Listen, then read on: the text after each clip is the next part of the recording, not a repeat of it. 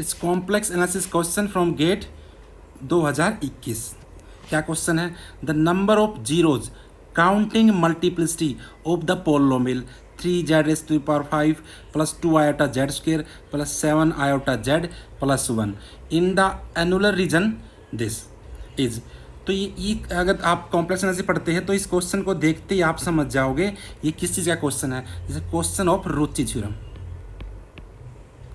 रुचि theorem, तो रुचि theorem की statement आपको पता होनी चाहिए, क्योंकि ये यहाँ पर हम डिस्कस नहीं करेंगे, हम सीधा इसका यूज करेंगे और अपना आंसर निकाल लेंगे। तो आपको ये आपका एनुलर रीजन है जो किसके बीच में है अपने देखना, region is mod z is greater than 1 but less than 1, मतलब एक रेडियस सर्कल के बाहर लेकिन 7 रेडियस सर्कल के अंदर, वो बतानी है आपको जीरो। जैसे कि ये आपका, ये आप मान लेते एक रेडियस की सर्कल है, ये क्या होगा मोड जेड लेस देन 1 वाला रीजन होगा, ठीक है। ये रीजन मान लेते ये 7 रेडियस की सर्कल है, ये रीजन क्या होगा मोड जेड लेस देन 7, लेकिन हमको क्या चाहिए मोड जेड लेस देन 7 तो है लेकिन ग्रेटर देन 1 है। तो कौन सा रीजन आएगा इसमें, जो इन बिटवीन रीजन है ना अपना, ये वाला रीजन। तो ये वाला रीजन है ना, इसके अंदर बतानी है कितनी जीरोज है पोलोमिल की।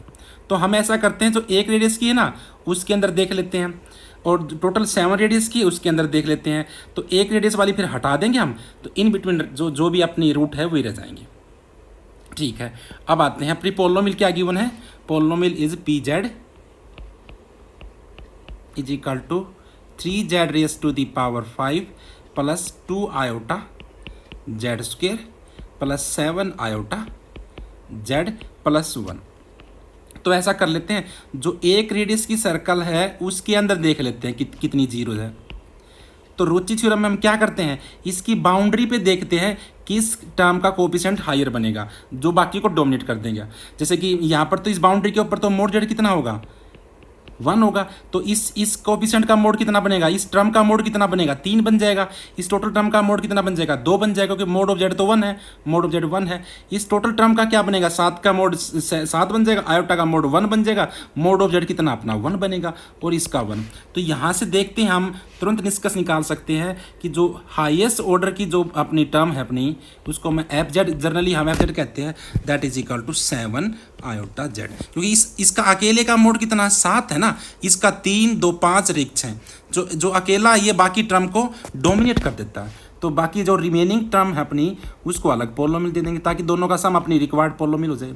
यही रुचि थ्योरम की स्टेटमेंट में है, तो उसकी स्टेटमेंट को आपको अच्छे से समझना होता है, ठीक है ना। क्योंकि हम वहाँ पर ऐसे करते हैं ना कि P Z is equal to F plus G, दोनों का कोएफिशिएंट क्या होना चाहिए, दोनों का सम पी के बराबर होना चाहिए।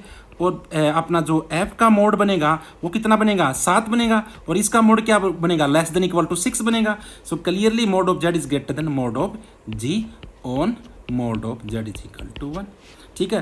तो रुचि थ्योरम ये कहती है जो बड़े वाली जो पोलोमिल है उसके जितने रूट है टोटल के भी उतने ही रूट इनसाइड होते हैं, लेकिन एफ के रूट कितने हैं मोड जेड के अंदर, mod z is equal to 1 के अंदर, इसका तो एक ही रूट है, कौन सा 0। तो अंदर कितने रूट आ गए टोटल पोलोमिल के, एक रूट आ गए एक रेडियस सर्कल के अंदर, ठीक है। अब आते हैं हम डिस्कस करते हैं 7 रेडियस की सर्कल के अंदर कितने हैं, सेंटर 0 रेडियस 7, तो बाउंड्री के ऊपर क्या होगा mod z is equal to 7। अब मोड जेड को क्या लेके चलेंगे 7 लेके चलेंगे, और अपनी पोलोमिल कितनी है P Z is equal to, ये थी अपनी 3z⁵ plus 2 iota Z square plus 7 iota Z plus 1। अब जैसे इस टर्म का मोड करोगे तो कितना बन जाएगा 3 × 7 की पावर 5 बन जाएगा। इसका मोड करोगे तो क्या बनेगा 2 × 7 का स्क्वायर बनेगा। इसका मोड क्या बनेगा 7 × 7 बनेगा। इसका मोड कितना बनेगा 1 बनेगा। अब यहाँ पर क्लियर कट दिख रहा है कि जो ये टर्म है इसका मॉडुलस इनके सम से भी क्या है बिगर है। तो इसमें जो बड़े वाली पोलोमिल क्या लूँगा मैं पी एफ जेड वो लूँगा 3z की पावर 5 और रिमेनिंग को क्या कह देंगे जी जेड। वो कितने बनेंगे 2 iota Z square plus 7 iota Z plus 1। ठीक है ना। Clearly P is equal to F plus G और एफ का मोड भी क्लियरली क्या greater than mod of G on mod z is equal to 7, ये तो हमने देख ही लिया। ठीक है, अब जो बड़े वाली पोलोमिल है उसके जितने रूट होंगे उतने ही टोटल इसके सम के भी उतने रूट होते हैं।